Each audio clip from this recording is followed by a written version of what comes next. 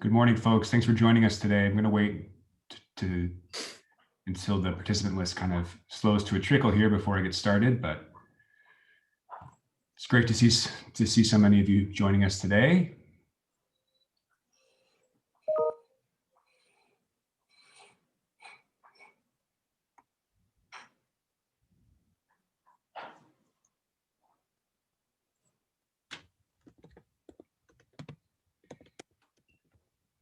All right. Good morning again. My name is Jack Newley. I'm kind of going to be the tech support here behind the scenes, and I just wanted to briefly provide some housekeeping notes for you all before we get started. Just to note that this is being recorded and will be sent out to all participants once we get the recording after this session. There is also a Q&A feature as part of this webinar. Q&A will come at the end of this discussion, of this conversation, but please feel free to put your questions in throughout to kind of file them. And we'll try to get it to as many as we can. Of course, with so many of us, it may be difficult to answer all questions, but if you have them, please file them and we'll do our best. I'm now going to pass it off to Nancy Tuckman, who's the Dean of the School of Environmental Sustainability here at Loyola, who's going to introduce our panelists. Thanks again, everybody, for being here.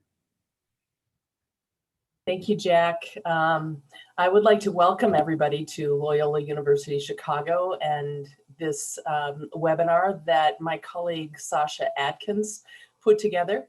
And many experts in the field to talk about this important issue. And I am very privileged to be able to introduce the speakers. So we have more people on this webinar than I'm going to be introducing because there are certain people that are going to be speaking and other people who are sort of in the field that will be able to add to the conversation.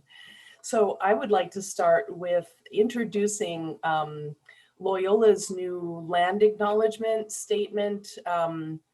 We, Loyola University Chicago community, we acknowledge that we live within the ancestral homelands of the Council of the Three Fires, the Ojibwa, Ottawa, and Potawatomi tribes, and along the trade routes of the Ho-Chunk, Qiapi, the Peoria, Miami, Menominee, Sauk, and Meskwaki people.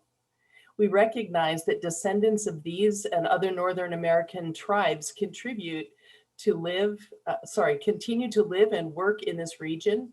We mourn the tragic legacy of colonization, genocide, and oppression that still impacts Native American lives today. We accept our responsibility to understand, teach, and honor the past and present reality of Native Americans nationally and locally. Now I would like to introduce our 6 speakers. And I will start with Dr. Peter Myers, who is right there in front of the beautiful big owl. Dr. Peter Myers is a founder, CEO, and chief scientist of environmental health sciences. He holds a doctorate in the biological sciences from UC Berkeley. And in 1996, along with co-authors Dr.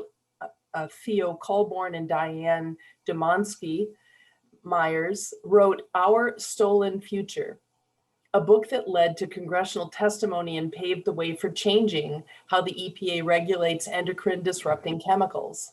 He has won multiple awards, including the Endocrine Society's Laureate Award of Outstanding Public Service and the first Champion of Environmental Health Research Award from the National Institutes of Health. He is also an accomplished wildlife photographer, as you can see by the image that's behind him.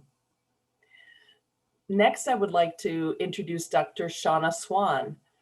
Dr. Swan is a professor of environmental medicine and public health at the Icahn School of Medicine and Mount Sinai. She's one of the leading environmental and reproductive epidemiologists in the world. Dr. Swan has published more than 200 scientific papers and has been featured in extensive media coverage around the world. And I know that we're all feeling very happy that she can join us here today. I would now like to introduce Dr. Sandra Steingraber. She's an internationally renowned ecologist and author of Living Downstream, in which she recounts her own battle with cancer and calls us to become carcinogen abolitionists. Sandra's other book includes Having Faith and Raising Elijah and Post-Diagnosis. After winning the Heinz Award, she donated the entire cash prize to the anti-fracking movement and co-founded New Yorkers Against Fracking, a statewide coalition of more than 280 grassroots organizations. Although she makes her home in upstate New York, she grew up in Tazewell County, Illinois. Welcome home. Our next speaker is Dr. Jameson Green. Dr. Green is an author, educator, public speaker, an independent legal scholar, and a consulting expert in transgender health and employment discrimination litigation. He serves as a policy consultant for business, educational, and governmental institutions, and is the past president of the World Professional Association for Transgender Health. He is at Vanderbilt University Press has just released a second edition of his autobiographical classic, Becoming a Visible Man. Next, I would like to introduce Dr. Susan Buchanan. Susan is a clinical associate professor and associate director of the Occupational Environmental Medicine residency program at the University of Illinois, Chicago. She is dual certified in family medicine and preventative medicine / occupational medicine. She directs the Great Lakes Center for Children's Environmental Health at ATSDRE / EPA funded Pediatric Environmental Health Specialty Unit, which is a referral center for physicians, parents, and concerned communities in the Midwest. Dr. Hector Garcia Chavez holds a joint appointment in the Women's Studies and Gender Studies program and the Department of Modern Languages and Literature at Loyola University, Chicago. He is the new director of graduate programming in the Women's Studies and Gender Studies program. He is a Loyola Sujak Master Teacher Award holder and recipient, and is a recipient of the Ignatius Loyola Award for Excellent Teaching. And he's one of our star teachers at Loyola University, Chicago. And I would just like to welcome all of you and give a special thanks to Jackie Nunez. She is the founder of the Last Plastic Straw, an advocacy program manager for the Plastic Pollution Coalition, who helped to organize this panel. She and Sasha Adkins worked together to put this panel together. You know, it's really lovely to have all of you here, and I'm very excited about the 128 participants that you have all drawn together for this conversation. I welcome you in this conversation and thank you for joining us. And now I will hand it over to you, Sasha. Thank you, Nancy. It gives me great pleasure to introduce our moderator for this morning, Morgan Ransom, who is a junior at Loyola University Chicago, majoring in global studies with double majors in Chinese and business. Morgan serves as one of 6 Q mentors in Loyola's Department of Student Diversity and Multicultural Affairs, where they hold discussions surrounding modern ideas of gender, sexuality, and the intersections that we find in those subjects. Thank you so much, Morgan. Thank you so much, Sasha. I am so excited to be here. I'm kind of fangirling right now, I'm not going to lie. I've been told that we are surrounded by the Brads and Angelinas of the environmental academia world, so I'm happy to be here and to pose these questions to you all. Before we get started with these questions, I do want to acknowledge that this panel is not the first or the last step in this discussion, but rather I hope it is a catalyst for us to start having these conversations, not just in an academic setting, but in general conversations, have these conversations with your family, your friends, your loved ones. And I really hope that people start to acknowledge that even though this is in the academic world, we do want to have these conversations in a more informal setting, have these conversations with your communities who don't have access to these resources. So that being said, let's get started with these questions. So first, let's start with the differences between sex and gender, acknowledging that we may not all agree on how to define these terms. So Jameson, would you like to start us off, please? Thank you, Morgan. So the terms sex and gender have commonly been conflated, with gender being employed as a euphemism for sex, as if it's a cleaner, more polite way of distinguishing difference in our binary, very orderly world. As the transgender community has evolved and coalesced over the past 50 years or so, a clever phrase has caught on. Sex is between the legs, gender is between the ears. That is a very gross oversimplification. The concept that gender is a social construction is also a convenient oversimplification. And even Judith Butler has apologized to trans people specifically, but also to the world, that her early works on gender, in her early works on gender theory, she was guilty of not fully recognizing how gender works beyond her own very specific experience. The medical consensus is now evolving such that gender is a component of sex, possibly the component with the greatest social impact, and much more complex than science has previously considered. In that sense, I think gender is what differentiates us from other animals. It's a big part of what makes us human. And it can't be reduced to the simple binary, because gender has always been both masculine and feminine in every person. And it's how each person consolidates their gender along with their body and relates to the world. Gender is like a language. It requires a speaker and a listener, if you will. And it is expressed and perceived. Whether those perceptions are correct or incorrect, it can only be defined by a person themselves, not judged by observation. Absolutely. Let it go Thank with you so that. much, James. It's a beautiful definition. I like the vagueness of it because it doesn't have any like constraints. One thing that I talk about a lot in my conversations in SDMA is how gender is often seen from a Western lens, and trying to start to decolonize that is very important in having these conversations. So thank you for that, Jameson. I appreciate it. You're welcome. So our next question is for Shanna. So in one of the studies you cite in your book, the preschool activities inventory, you observe children at play and classify nurturing behaviors with dolls as feminine and aggressive, or destructive behavior as masculine.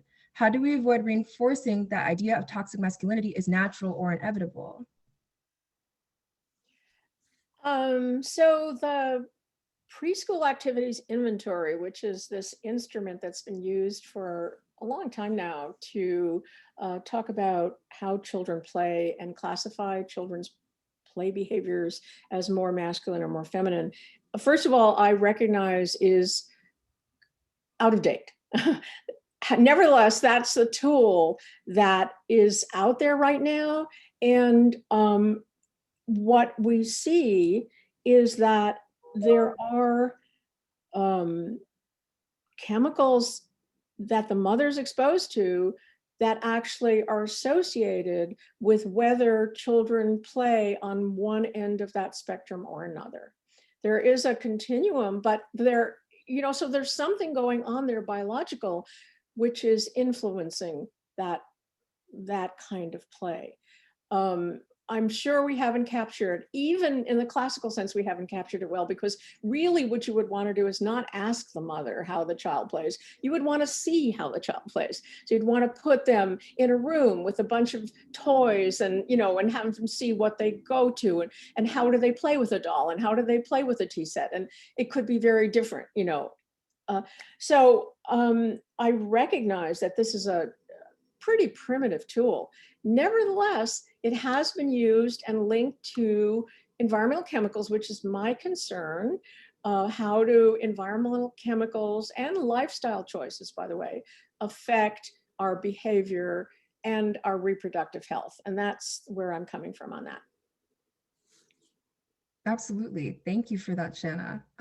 So our next question, which is just a follow-up to my first, is how do we classify observations and behavior along a spectrum of masculinity and femininity? Hector and Jameson, and anybody else who would like to jump in, please, if you haven't answered this question, I would love to hear it.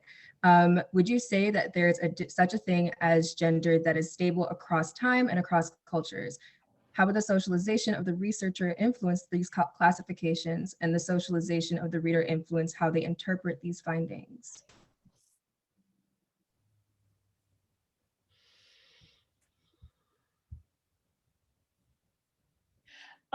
I'm not going to answer that directly. I just want to add something to what was previously said, because I didn't have a chance.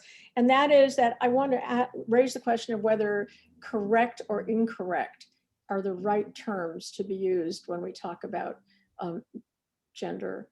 And also point out that this may be time dependent. It may be more correct at one time and less correct at another in the same individual. So I think we need to consider more flexibility in these terms. Well, I agree with that, Shauna. I think the narrowing of the characterizations that we apply to gender is very damaging.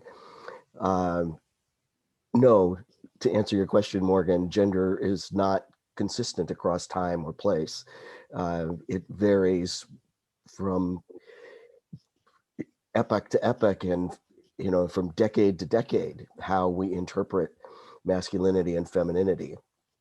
And there have always been masculine females and feminine males throughout history, throughout time, and how they've been interpreted and oppressed often.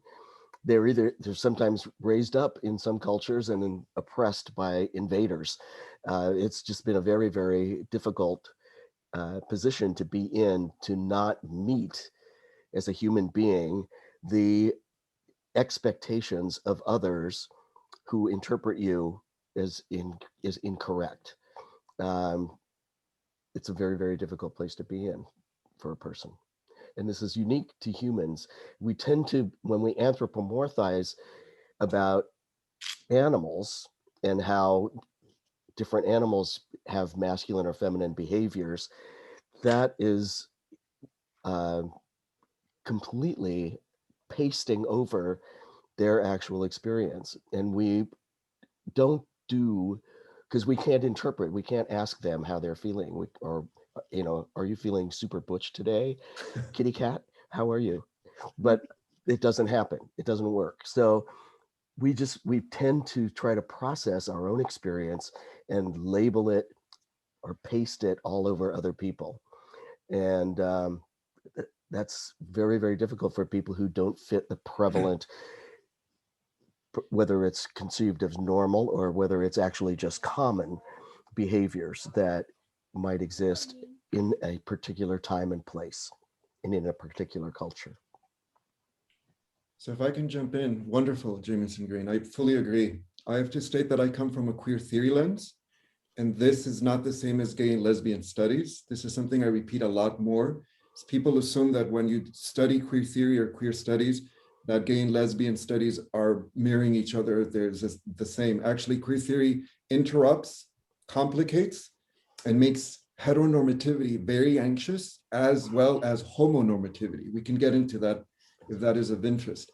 But no, the continuum is, well, yes, the continuum is there. So from a queer theory lens, it's about plainly stated, simplistically put, my apologies, beyond the binary. So in certain cultures, because you did mention, Morgan Ranson, how we have to decolonialize, if I say this correctly in English, decolonizar in Spanish, how we think of gender and gender expression and the multiplicity and diversity that exists, period. Period. So why is it stuck in this binary? So you go to other cultures, some of them have had leakings, if you want, of Western Christian, Judeo-Christian thought.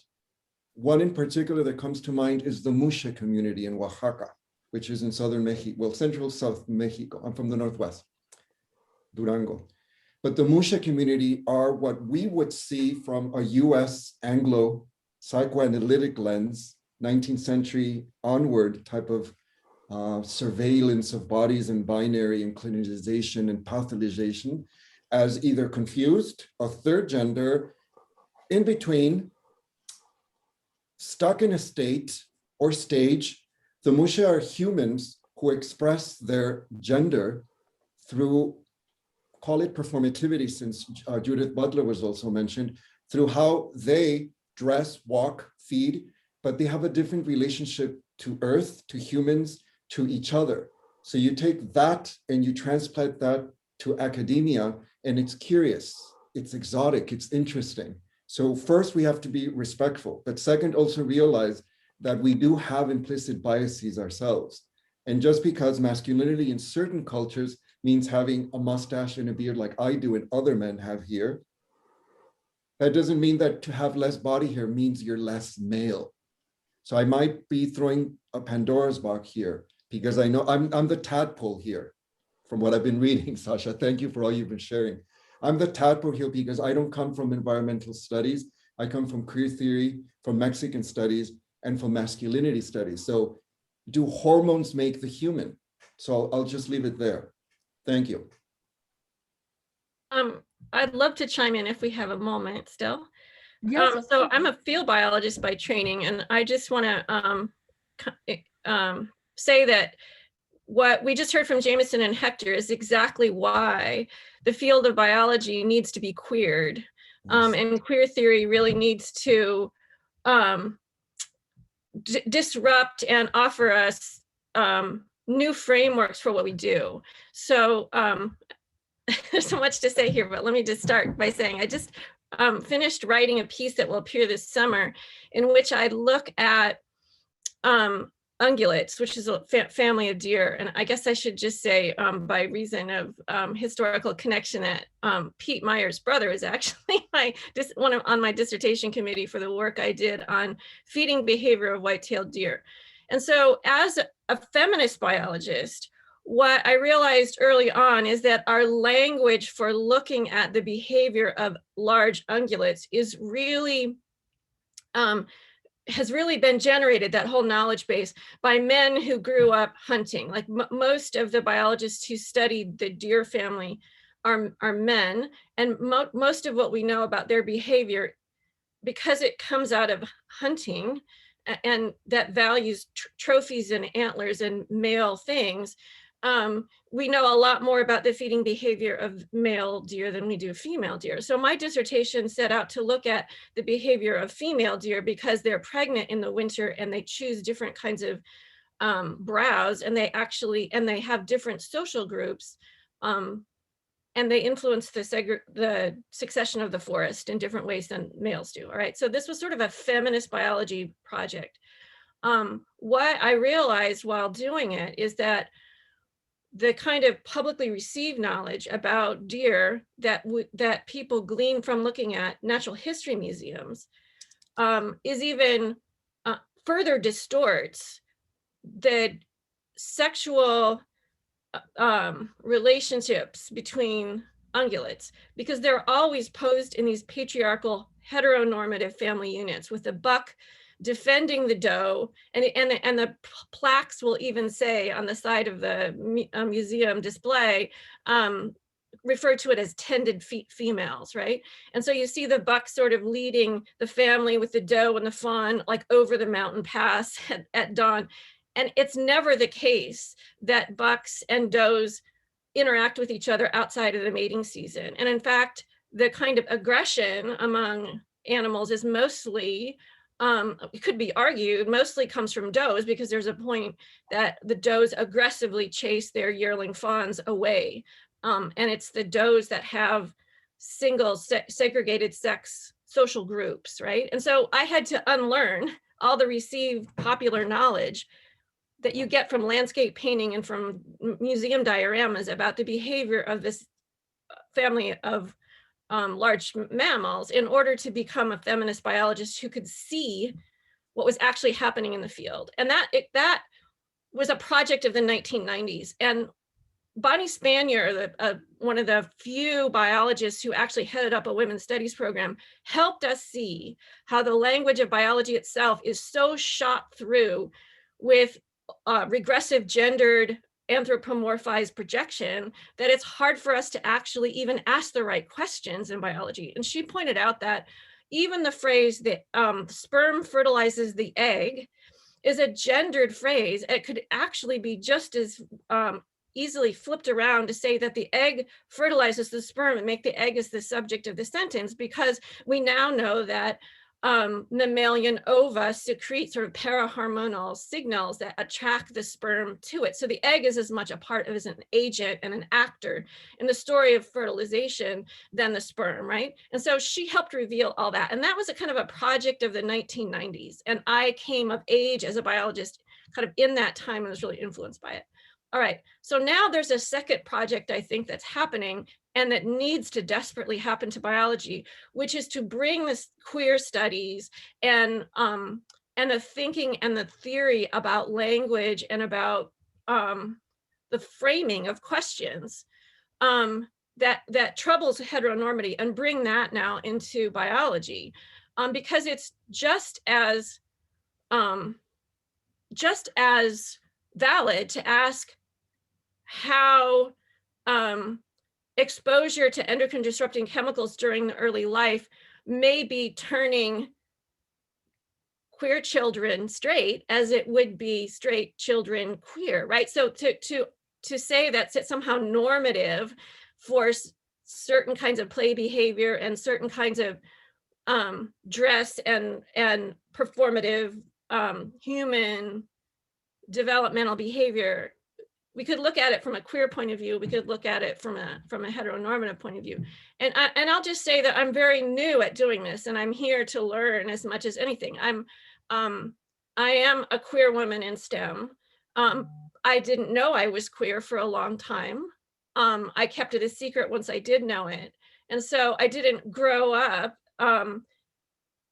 as a biologist within queer theory. And so I'm at this late age kind of catching up because of the kind of hate and the secrecy that many of us who are baby boomers had to kind of face as we were, in our development. So I just want to make the case for queer theory to move into biology, and that we as biologists need to welcome this, because it's going to make our work better in the same way that feminist theory really helped reveal things that we had distorted and overlooked in earlier decades. If I could add something to Sandra's comments briefly. Yes, of course. Because what you just said resonated deeply with me, Sandra. I've been saying since we wrote Our Stolen Future in 1996, exactly what you just said. It's just as likely that hormones cause people who would have been queer to become straight as it is for hormones to cause straight people to become queer. I mean, that's biology. And so I'm really pleased to hear you express that so emphatically. I'm loving this conversation so much. Thank you all for sharing and giving some nuance to the idea of queerness in biology. I actually wanted to briefly go back just to reframe this conversation to Shauna again. And I would really love if you gave our listeners and our audience some context as to what these hormones are. What are we talking about? Where do they come from? How are they disrupting our endocrine system, if at all? And go from there. Thanks, Morgan. I think I won't directly answer those questions, but one of the things we had planned was that I would show you a few slides about Countdown, sort of how I got into this. So I'll do that very quickly. And just to let you know, I think you might know that I'm a reproductive epidemiologist at Mount Sinai, and I've been studying how endocrine disrupting chemicals affect our reproductive health, males, females, and other for a long time. So let me just share my screen with you really briefly. And let's let's see. Where is this PowerPoint? Here it is. If I go to slideshow, okay. So, you know, I'm talking about this a lot, and some talks are, you know, pretty long and some are pretty short. This is a very, very short version where I'm going to just quickly run you through these, what I see as the problem that I discuss in Countdown, some causes, consequences, and solutions. And this is a lot to cover in just a few minutes, but it'll give you an idea of the kind of things that, you know, we cover in Countdown. First of all, I think we have a problem with our reproductive health, and it's not just a male problem, it's not just a human problem.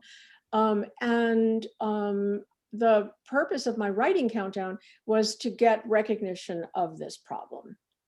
And so what I did first, or most recently, I would say, was publish this article in 2017, which documented the decline in semen quality and particularly sperm count. By the way, this headline from Newsweek is interesting because they focus on America's sperm, which is not actually what we talk about. We talk about worldwide sperm, but most of the data are in fact from Western countries. So if they want to do this correctly, they might say killing Westerner sperm or something like that. But this was a very rapid decline and very alarming. It wasn't the first, however. This had been studied for many years, and I had been really skeptical when I first saw decline data, and then convinced myself that it might be real and began a series of studies that took 20 years leading up to this publication. And in this publication, this graph does not appear, but the graph showing sperm decline in Western countries between 1973 and 2011 does appear, and that's a decline in concentration of 52%. It's a more than 1% per year. In total count, it's actually 59%. But this extension was done by a colleague who asked, what about if it continued to zero? And when would it hit zero? And I was a little nervous about this. I'm still kind of nervous about this because biological curves don't continue in a straight line generally. But if it were to, you could ask, this would be 24/5/45, that the median sperm count would hit zero. On the other hand, if we could deflect this by changing conditions and behaviors, then we could avert that decline to zero. And this, I wanted to just mention that here I do have a binary male-female. The both does not refer to the overlap of male and female, but it refers to the overlap of conditions that can affect genetic males and genetic females. And under the males outcomes, we have low sperm count. We have a shortening of the distance called the anogenital distance, which on the street is called the gooch and the grundle and the taint, and it's pretty well known, but not known to human toxicologists until we used it in our studies. And this distance turns out to be really important because it's twice as big, or 50 to 100% as big, in sex typical male, I should say, chromosomal males versus chromosomal females. And you see this in most mammals, not all, not hyenas, not elephants, but many. And typically we are seeing decrease in size of the genitalia, reduced testosterone, and more genital birth defects. And there are female changes as well. And then there are changes that are both or the overlap of male and female. For example, number of children born has been decreasing 50% per year at the same rate as sperm decline. Miscarriages have been going up at the same rate as sperm decline has been decreasing. Looks like something common is going on here to drive our reproductive health, and that these things might originate at the same time and in the same place, which is what I think is going on for many of these changes. So causes, this is shown here, some examples of endocrine disrupting chemicals, chemicals that can alter our body's hormones. And there's Teflon pan, there's rubber duckies that have phthalates, there's cushions that have flame retardants. Here's a crop duster spreading pesticides, bisphenol A in these tin cans, and nail polish, which is contains phthalates and phenols. So this is by no means all the endocrine disrupting chemicals, but this is to point out that they're really, really hard to avoid in our daily lives all the time. And there are other factors that affect our reproductive health, and these are generally the factors that affect our overall health. So poor diet, binge drinking, stress. Heat actually is particular to reproductive function and especially semen quality, overweight, and lack of exercise. So these are things that affect the reproductive health, both when the mother or the father are, or the purported father, the father to be is experiencing these, and it also affects our reproductive health once we are adults or children. And so what we have to look at is the timing of these things. And one thing which I think is really important to point out, that a man who is going to conceive a pregnancy, or a sperm that's going to be used to conceive a pregnancy, was 70 days in the making. And during that time, the behavior of the man producing that sperm can affect the quality of the semen. So when the father smokes, and there is about a 40% increase in, decrease in the man's sperm count that's born from that pregnancy. If the mother smokes in early pregnancy, there's similar decline in the son's sperm count. But if the man himself smokes, there is less decline. It's less important if the man himself smokes. That's because the fetus is the most sensitive organism. Okay. And just to point out that with a man stop smoking, he can fix that. He can fix that problem by stopping smoking or by eating better and so on and so forth. But if damage is done in the womb, it's not reversible. It's for lifetime. And then I don't need to tell you all that we're not alone on this planet. We've contaminated it, but these guys have not asked for these exposures, and they have not chosen them, and they don't benefit from them. In fact, they're severely harmed by them. And there's a huge literature, many of you are familiar with it, where endocrine disrupting chemicals impact the reproductive health of wildlife. And so I think I have to point out that most chemicals have not been tested by the EPA or by anybody else. Particularly bad in this country, better in Europe, but still not great everywhere.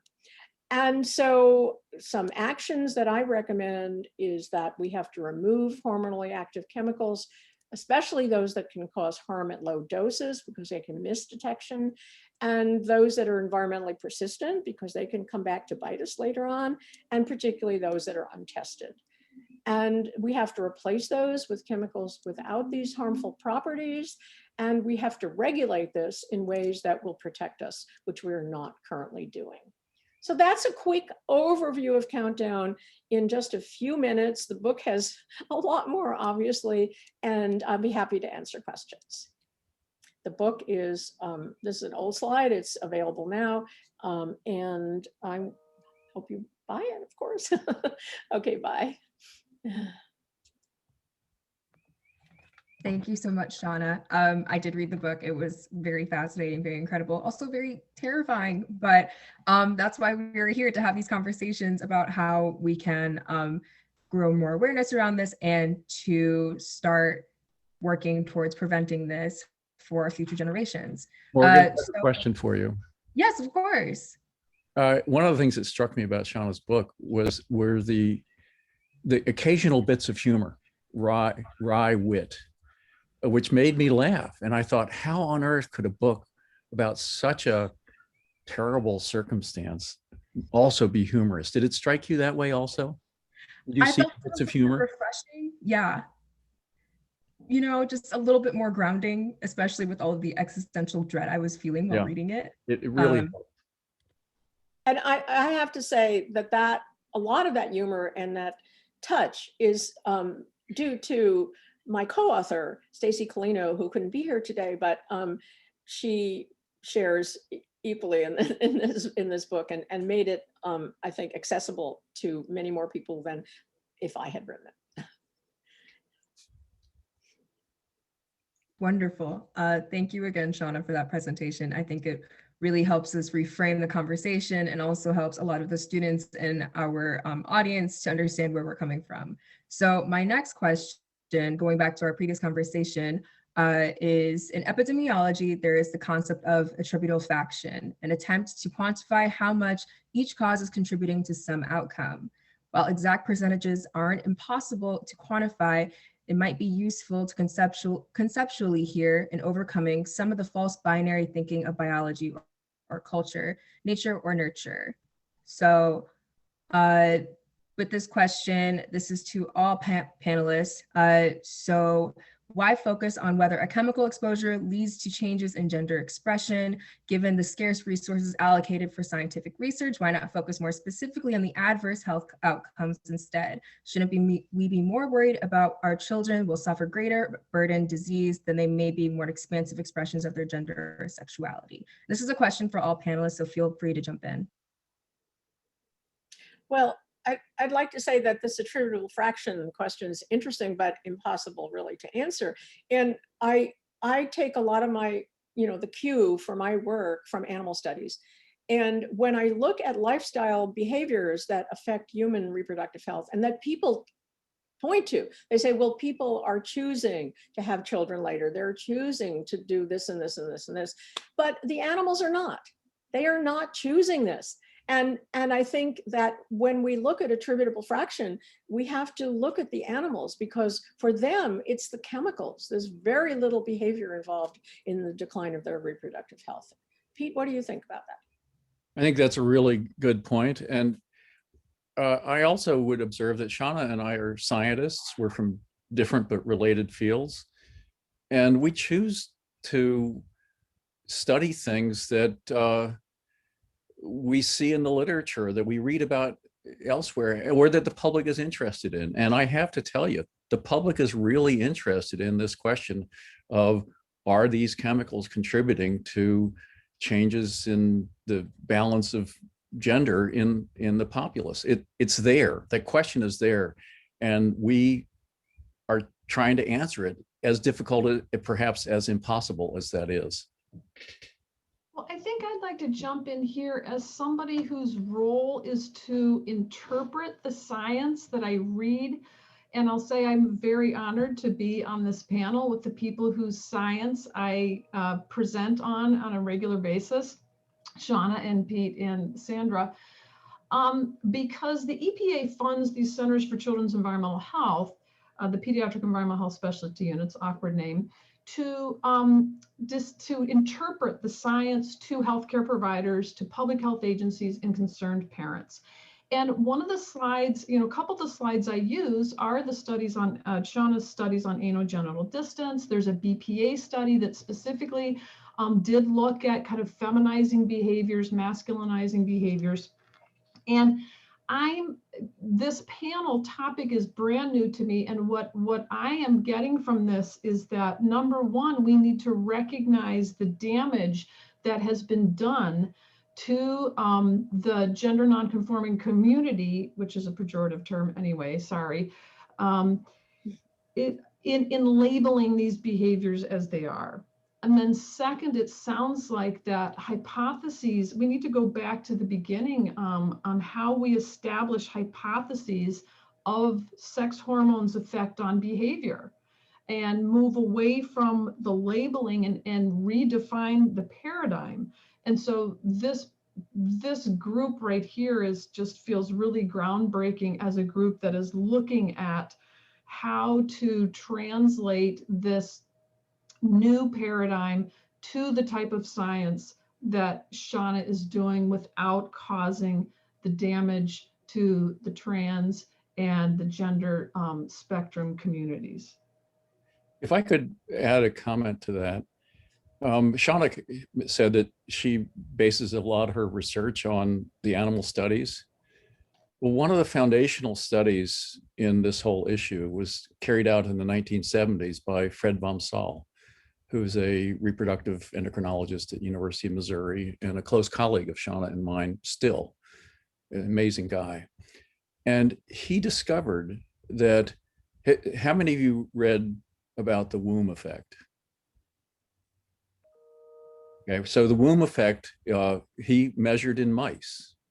He was interested in what are the effects of hormonal concentrations on experienced in the womb on adult mice, male and female. And he discovered that tiny differences in the amount of estrogen or testosterone that a fetus experienced in the womb because of who that fetus was beside, either a male or a female, tiny differences in the womb, parts per trillion of testosterone, parts per trillion of estradiol, altered the adult behavior of the females. Females that had been between two females became more feminine, quote unquote, by the standards that he was using. He was looking at how much do they fight? Okay, simple behavior. Do they fight a lot? How many babies do they have?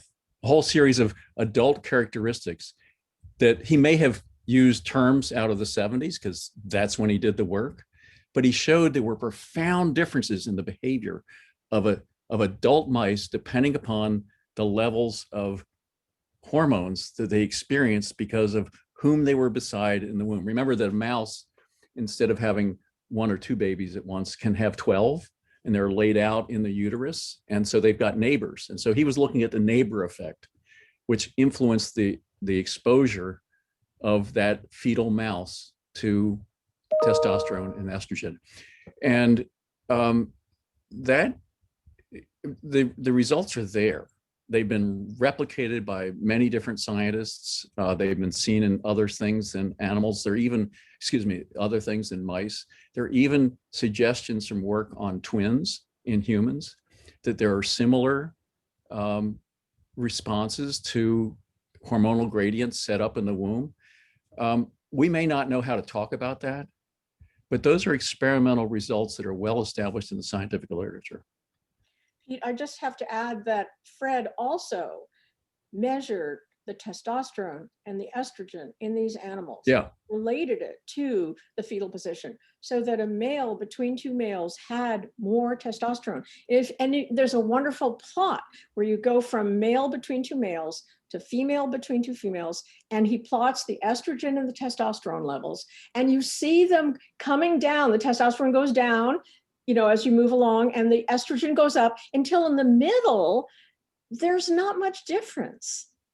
That's so striking, And the other thing I have to say is that as far as humans goes, not very many studies, but one really important study just to mention in Finland, women who were co-twins with a male had married less often and had fewer children than females who were co-twins with a female.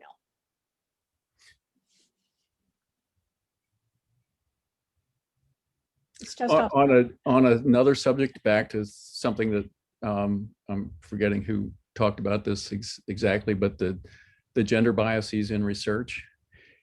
Let me recommend to you a book that seems like it's unrelated. There's a really fabulous book called The Bird Way by Jennifer Ackerman, who's a New York Times bestselling author. And what she explores in that book is how the domination in ornithology of white men in the 1950s and before led to a whole set of perceptions about the role that females played. Oh, this is Sandra's comments.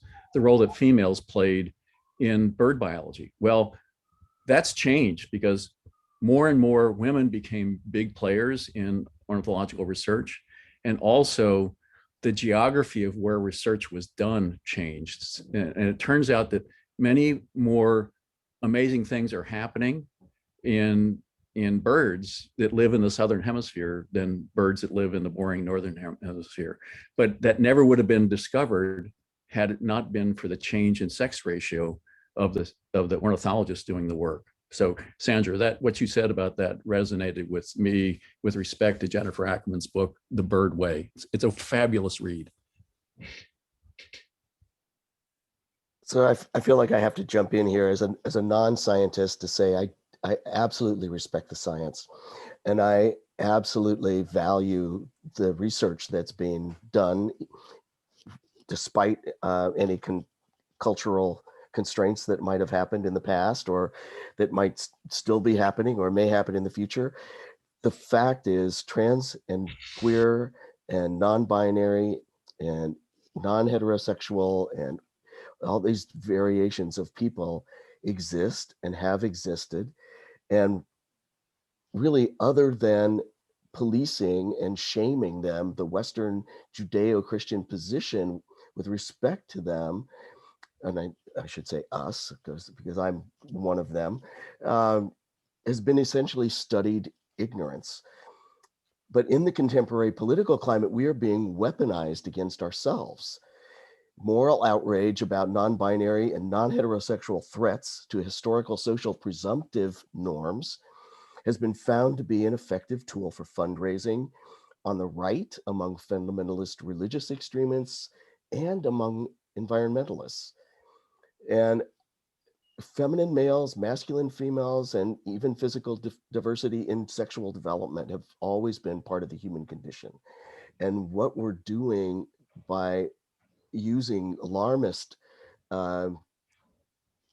language to try to incentivize people to react against the very real threat of pollution, environmental pollution, which really does need to be cleaned up, is basically demonizing, monstrosizing queer and trans and non-binary people and putting us at social risk, apart in addition to the environmental risk that we live in, along with everybody else.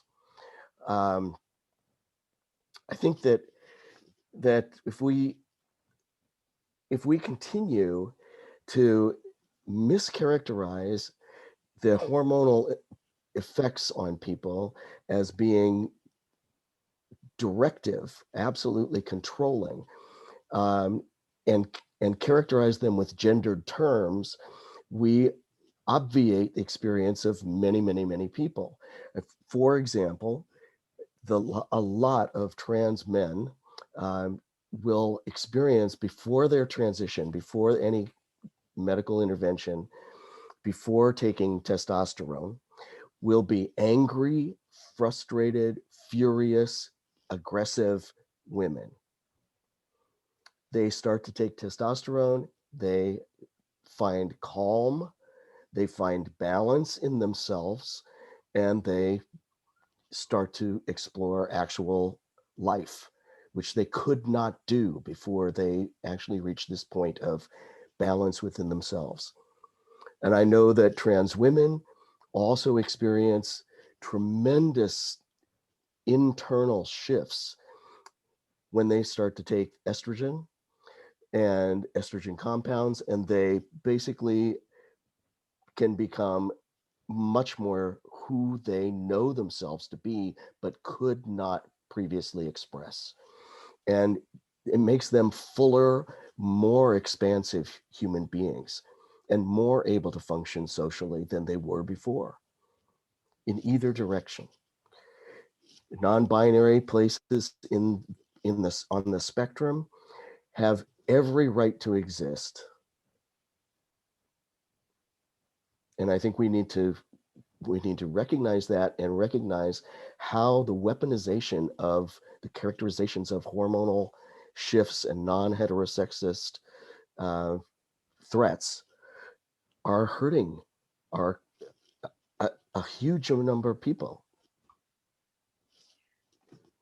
There's got to be a way to do this, right? It requires some kind of reframing.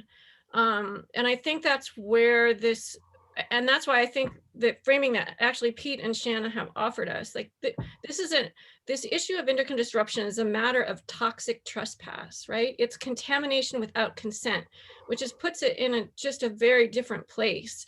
So the evidence that Shanna has in this book about falling fertility and what it means for the ability of human beings to abide should somehow be able to be discussed, because the flip side of Planned Parenthood, as I see it, it's like a two-sided coin, right? There's the right to contracept, the right for people with uteruses to be able to control whether they want to have children or not. So abortion, contraception, all that is part of that conversation. But the other side of that coin is the right to plan a pregnancy and carry it out without other people's chemicals interfering with that, which is a violation of our human rights. So somehow that conversation about human rights can reframe the science that Pete and Shanna and others are providing us, at the same time honor, right, all the things you're saying, Jameson. Absolutely. I completely agree with you.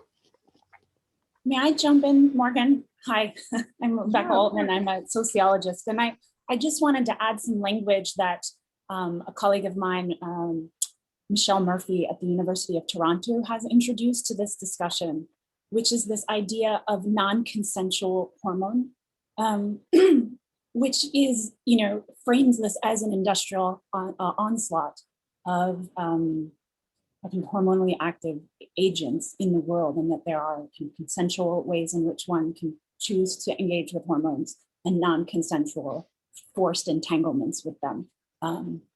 I can post a link to one of the places where that idea is laid out, if that is of use to the group. Rebecca, I really appreciate your comments, and I enjoy all your communications that I receive via email and et cetera. This is a personal side of this. So I have studied endocrine disruption for 30 years. It became really personal 2 years ago when my granddaughter was born 2 months premature, and she spent 2 months in the NICU being embalmed by phthalates and BPA and everything. The microplastics, the plastic stuff there saved her life, but I know there are time bombs on her developmental path in the future. All right, she was just moved off the preemie at risk list, so things are going well. But I've studied time bombs from endocrine disruption now for 30 years. I know it's not over. So it's become a really personal issue. And I apologize if that personal stake in this interferes with my scientific judgment. Pete, I think personal judgment should interfere. Should be part of the conversation. And I just want to mention that in addition to looking at estrogen and testosterone as we do, we forget that the ratio of these two is extremely important, perhaps more critical than either one of them alone.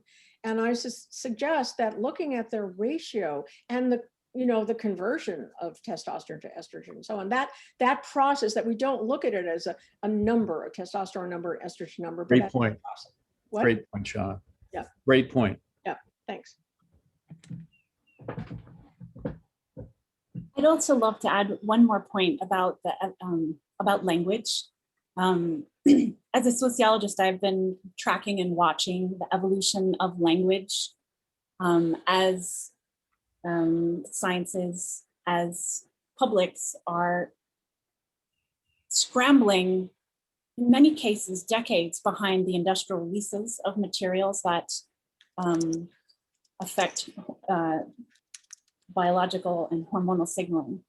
That we've been struggling with language to talk about this. And so much of the language that we use to talk about environmental entanglements comes to us from the nuclear world. Body burden, hotspot, sacrifice zone, surveillance, background levels, half-lives. We've inherited so much language from this world. And so all of our language is kind of couched or coming from a particular place. There's kind of the gendered normative language. There's also this kind of there's this whole kind of language and scientific concepts that comes to us from the nuclear world, as I'm saying, that may in fact shape the questions that get asked or what gets focused on. In the nuclear world, a lot of that language was devised to almost normalize the exposures.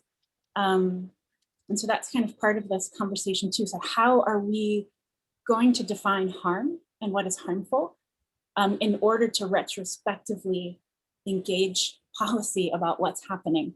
And I think something Jameson said about we use kind of sometimes fear-mongering and scare language now to try to enact those policies retrospectively. And so kind of how else might we think about framing harm in a way to shape policy going forward? It's so these kind of language issues are, they reveal the conceptual frameworks underneath them and have often been very retroactive.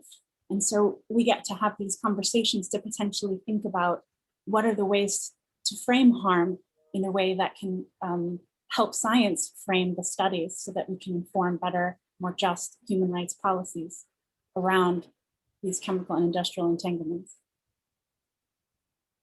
That was great. And I wonder whether any linguists have joined this group or this discussion, not necessarily physically here, but are there linguists that are LGBTQ that or sympathetic to that who could lend their voice? Because this is, linguistics is really important in how we talk about things.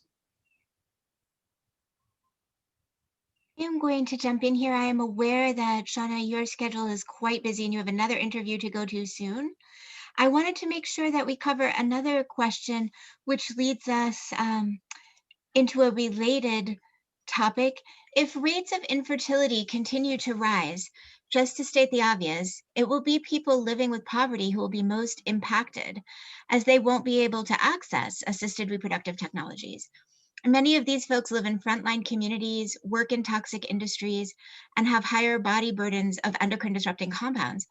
While we want to center the environmental justice implications, we are aware that there are some voices, even within environmentalism, calling this a positive development, citing overpopulation as a cause of planetary collapse. So Pete, is this just another example of how research is going to be co-opted no matter how we talk about it? Or what are the lessons here of how we can help steer the narrative towards justice? Oh, thank you for giving me an easy question. So I'm very, very aware of the criticisms that are being offered that sperm count decline can only be good. One of my close colleagues is Paul Ehrlich, who made a name for himself arguing that the population bomb is a big deal. But Paul, actually, I work closely with Paul. He takes endocrine disruption very seriously because he knows something that Shauna said, which is, I'll put it a different way. People are just the canary in this coal mine. It isn't just people whose fertility is being affected. We know more about it because public health agencies have been willing to put millions of dollars into funding the types of research questions that Shauna has pursued. And it takes a lot of money to do that. But we've got populations of animals all around us who almost certainly are also being affected. So if you're going to argue that sperm count decline in people is a good thing for the biosphere, you don't understand what John Muir said many, many, many years ago, which is you start tugging at strings and everything is connected. And Pete, I just want to add, people don't know this very widely, but having poor reproductive function implies having poor health and earlier death. And so it's not just about making babies, but I wanted to go back to your point, Sasha, on the environmental justice piece of this. And I think this is terribly understudied. And one of the reasons is that to do these studies, we have to go to places where studies are done, which tend to be academic institutions, which tend to be in wealthier neighborhoods, better educated people attend these clinics. And I see in our studies one clinic where we have Medicare patients, and they are differentially affected by these chemicals. There's no question about it. So I think we have to make an effort as a community to put resources into entering the understudied communities and getting the information we need, and not just taking the people that come to us that are the easy, skimming off the top, which we do when we just say, come join a study. Well, that's not going to be the people that are hard to get, who are the ones we should be studying. Shauna's point is really, really important. But with your permission, Shauna, I'm going to go back to the canary in the coal mine issue just for a sec. We think about the routes of exposure of endocrine disrupting compounds often in terms of what we bring into our houses or products, et cetera. But think about phthalates, which are one of the evil forces in Shauna's book. Every ant that has been measured around the world has phthalates in its skin, its cuticle. Every one, across 3 continents, in at least 20 countries, and even in remote areas of the Amazon rainforest. Phthalates are distributed by air transport. They are deposited from the air onto every surface around the planet. And the people who did this work, who are a group of brilliant French scientists working, among other places, in the rainforest of French Guiana, discovered that the levels that they observed of phthalates in the cuticles of ants were sufficient to interfere with fertility of the queen.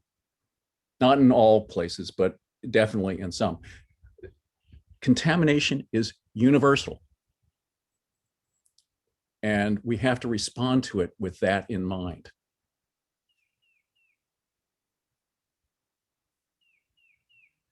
I am aware that Shauna had to go to her next interview. Some of us who are able to stay will continue the conversation for a bit with some final themes that I know we wanted to touch on, and then going to the Q&A. So one of those themes I want to make sure we have a moment to discuss is adoption and how this looks with the pressure of infertility rising. I know, Sandra, you have some personal experience with this. Would you like to share your thoughts? Sure, I'll start that off. So whenever infertility rates rise, there is more pressure for poor women and women of color, women in marginalized places, to surrender their infants to provide babies for infertile, heterosexual, usually wealthy white couples. And as an adoptee myself during the so-called baby scoop era, I'm a kind of living testament. I began my life as a ward of the state and have no idea where I was for the first number of months before I landed in the Steingraber household. And that was a time, and there's actually a brand new good book called American Baby about the sort of dark history of the adoption industry that I commend to you, about rising rates of fertility after World War II, lack of contraception, and then social pressures that meant that because there was so much possibility for upward mobility after World War II, that no longer were there shotgun marriages when a young woman became pregnant, but there was pressure to scoop up her baby and transfer it into the home of an infertile couple. And that's my personal origins.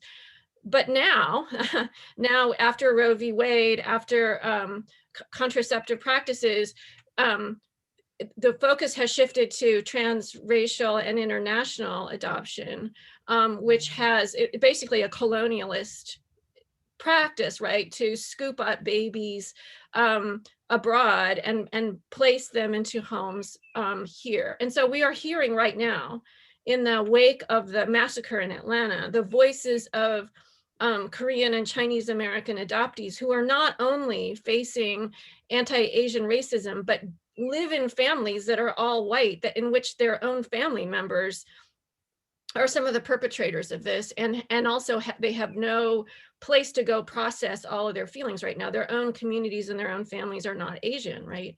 And so that is one kind of current voice in all this, but it's also the case that there was a time in the 1980s in which 1 out of every 100 Guatemalan babies was brought to the United States and adopted out. And of course, we're seeing, questions about what's happening to immigrants right now on the border with children being separated, and whether or not some of those babies are being used to solve infertility problems. So I just want to say that adoptees are very interested in the conversation that Shanna and Pete and others have started, because whenever there's increasing infertility, there are ever more infertile couples who are seeking babies. And there's a whole corrupt industry out there that will help transfer babies from basically poor women. It costs about $43,000 to adopt a baby. That amount of money could be given to a poor woman to help support her and keep her own baby, but it's not. And it's racist, it's colonialist, it's ableist, it's all kinds of things. Adoption is trauma. And interestingly enough, as Sasha and I documented in our own exploration of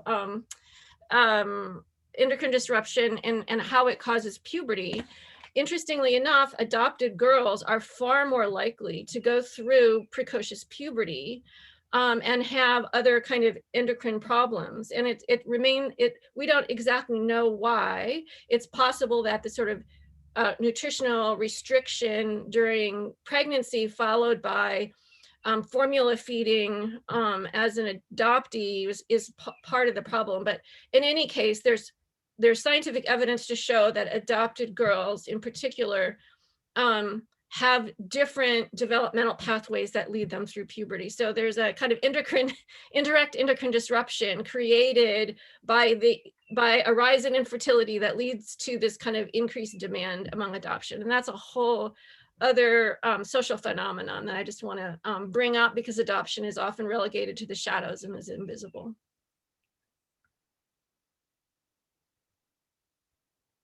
Thank you. There's so much more, and these issues are all interrelated. And I love this conversation that we have gotten started. I'm going to ask Morgan to help me thank the panelists and close out, and then those who are able to stay will address some of the comments and questions that were made in the Q&A box. Morgan? Of course. I just want to extend my gratitude to everybody, our panelists who are present, some of our people in chat. Thank you so much for joining us on this lovely Tuesday morning to have this very necessary, very tough conversation. I hope that this conversation does not end here. I hope the people who are listening in will take these conversations with them and share these ideas with their colleagues, their friends, their loved ones. With that, if you are able to stay, we would love for you to answer some of the questions that were posed by our audience. Otherwise, have a wonderful Tuesday. Thank you all. I've got to go, unfortunately. Thank you so much for being here, Pete. All right. Hector.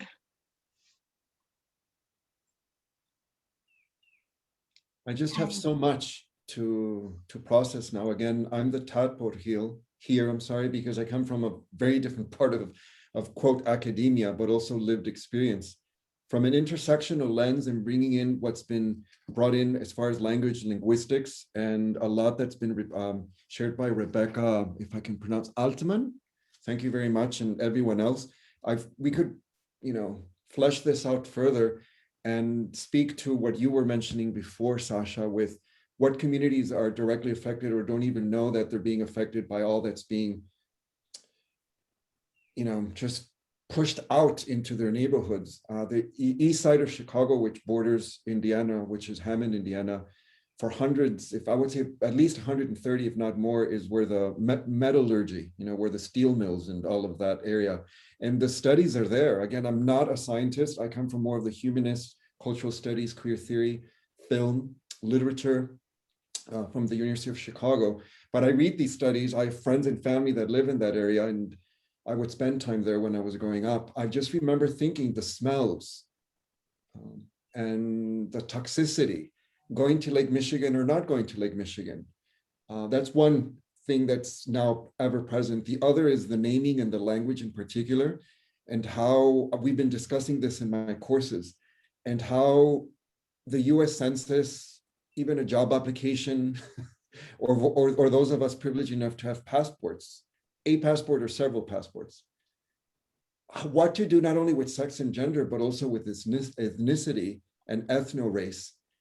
That is a conversation that piggybacks from this one very well with language linguistics, and also the normatization of certain words and expectations and skin color and phenotypes that people naturalize and normalize from different lenses. And that implicit bias, I believe, is still there. So what do we do when we look at the US Census or a job application, and you look at that and you're like, I can't answer this. Who I am is not there. And why don't you ask me? So on from a personal story, my last names, Garcia Chavez, are like, you know, Johnson and O'Leary for someone from Irish background. But you look at that and they're like, oh, Hispanic, Latino, ask me who I am. I'm Mexican. You know? And people say like, oh, it's the same thing. And I'm like, well, hetero, cisgender, what does that mean to you? So I just want to stop there. This is very, very enlightening. Muchas gracias. Y muchas gracias a usted también. All right. I would like to raise a comment from the audience. Giovanna DeCero says, endocrine disruptors are associated with many health issues. The question is, why does the sex panic issue rise to the surface in the public imagination, as Pete Myers suggested? There are many reasons to ban endocrine disruptors in our production systems. Why do you all think that highlighting this reproductive effect is most likely to raise the public alarm? I think that we need to resist the trans and queer phobia that the, quote, public seems to be calling for. I would hope that we would not deploy this kind of problematic eco-politics. We need to highlight how pollution affects so many health and environmental issues, not simply the, quote, gender-bending effects. And that is to all of you. Good luck. Well, I think it also speaks to one of the primary reasons for this gathering today. And a question that Morgan did ask is how to conduct the science so as not to cause harm. I think this is a great start. I haven't heard any good answers to that question yet. I've heard that it needs to change. And so that's why I'm saying this is a good start, because that question still lingers. How do we conduct the science so as not to cause harm? The first thing that popped into my mind was in the studies that label the behaviors masculine or feminine, to remove those labels. Let's start off with calling them aggressive behaviors and nurturing behaviors, and just remove the labels. Exactly. That seems like it'd be a good place to start. I completely agree with that. Thank you for that. Well said. Let's move to the next. Thinking about issues of endocrine disruptors and the non-consensual contamination. People often say we should vote with our dollar, but so many cannot afford to, due to pricing of harmfully made products versus ethically safely made ones, and the stagnation of wages. How do we combat this? Well, I think that there's another intersection here with the climate crisis, right? I mean, all of the chemicals that we're talking about that are endocrine disruptors, well, virtually all, are petrochemicals. So endocrine disruptors is riding a tandem bicycle with fossil fuels. And in fact, we're at a point now that renewable energy is actually ramped up, and there's a kind of economy of scale going on, and it's cheaper to construct new renewable energy projects than even to keep old gas-fired power plants going. There's a big energy transition that's underway, and that's a whole complicated story, and there's all kinds of obstacles in the way, but that is happening, right? And so the oil and gas industry, seeing the writing on the wall, is moving swiftly to keep a market for blasting fossils out of the bedrock, right? And it is petrochemicals. And so there's a massive petrochemical build out underway, both in the Gulf Coast region where it has historically been located, but also throughout Appalachia, particularly in southern Pennsylvania and Ohio River Valley. So we're about to get more endocrine disrupting plastics, farm chemicals, anything else coming at us, simply because ethane, which is a building block for a lot of these things, is a waste product that you get when you frack out of the ground methane, which is natural gas. And by turning that into single-use plastics and slathering it with phthalates, that's a way that the oil and gas company can keep itself solvent in the face of falling demand for its other products for energy, right?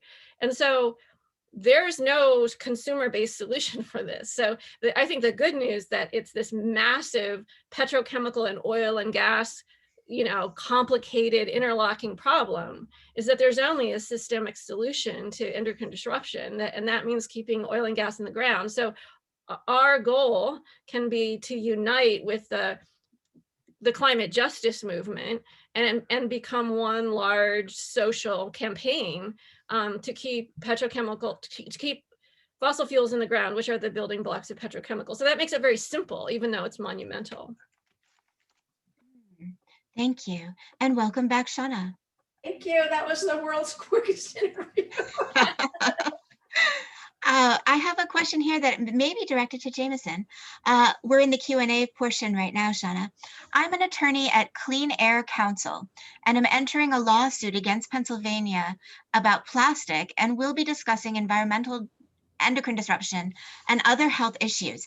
Any suggestions that you think a court would easily understand? I'm sorry. Go, Jameson. Jameson, then Shauna.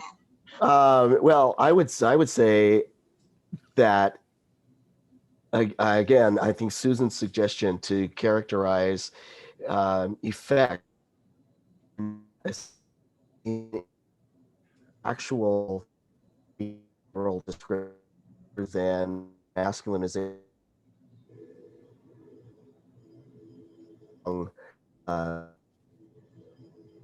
It seems we may have a connectivity issue. We're not quite hearing. Could you repeat, please? Sorry, I've just got a message. My internet is unstable. If you turn off your camera, we might be able to hear you clearly. Okay, I'll do that. So again, I think using the language of the actual behavior rather than characterizing something as masculine or feminine is probably going to carry more weight in a court, because behavior is what a court will actually judge, not in the effects of behavior that are damaging, that it's whether that's criminal or a civil tort, or basically it's about effects rather than characterizations that are important. So for that, hopefully that's helpful. Can I just add something to that? Yes. So I've actually worked in this arena. I worked on the cancers in women exposed to diethylstilbestrol, lawsuits and so on, and know quite a bit about establishing causation. It's extremely difficult in these situations because we don't have a smoking gun. You can't actually say this exposure is linked to this outcome in any individual with any certainty, unless it were a high occupational exposure, then you would have more luck at it. But in general, for an environmental issue like this, you really need a large class, and that gets complicated. So this is not really the topic of this conversation, but I could engage in that if people were interested. Thank you. There's so much more that we could engage with. I'm aware we only have 3 or 4 minutes. I'm going to read a final comment, which isn't a question from the audience. Michelle Marcus says, Linda Birnbaum, previous director of the NIEHS, the National Institute of Environmental Health Sciences, called environmental endocrine disrupting chemicals unregulated or uncontrolled medicines. And this audience members suggesting we remember that as a possible way of framing. So given all of this, are there any closing thoughts as we approach the top of the hour from any of our panelists or those who haven't had a chance to speak yet?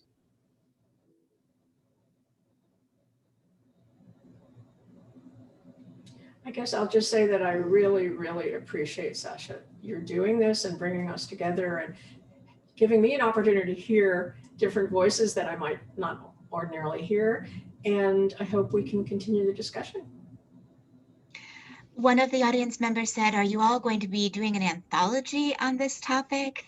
What a great idea that we should continue for sure talking and writing with each other. I'd like to thank you all for coming with 2 weeks notice, if that, less for many of you. No honoraria, just out of the goodness of your hearts, knowing how important that this message is and we need to get it out there. I'd like to thank Morgan for your fabulous facilitation. Thank you. And Jack for the technical support. So with that, we will close. Jackie. Yeah, I just want to say a word. I want to thank everybody. This has been so great. I've learned so much. And I just also want to point out there's a lot of events happening this week. We're going to launch the Break Free from Plastic Pollution Act, which is it's one of the most comprehensive legislation out there. We're going to do a rally, press conferences happening for press, I think tomorrow. And then we're having a rally on Thursday. I can share links with Sasha. Maybe we do a follow-up email to everyone who's signed up for this.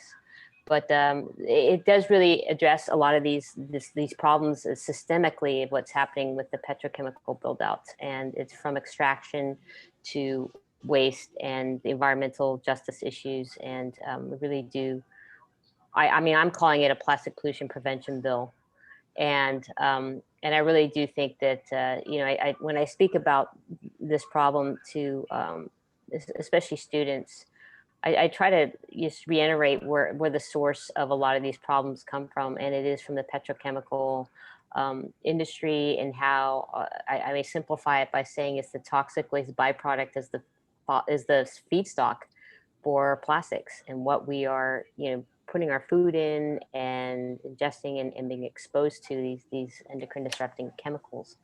And it's kind of how I bring people down that path of thinking about this. And I also want to close too is Chelsea Rockman with a bunch of scientists, I think in 2013, started doing one of the, you know, one of the first comprehensive microplastic studies in freshwater that I've seen.